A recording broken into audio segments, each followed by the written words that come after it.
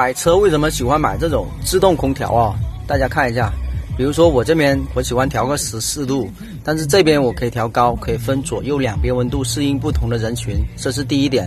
第二点，平常普通的手动空调的话，它出温度的话是恒定的，就一直出风，压缩机不会说停止运转。但是这种自动空调你可以按这个的话就可以直接就是保持23.5度的一个恒温，它压缩机会减少它工作时间，进而达到省油的效果。所以自动恒温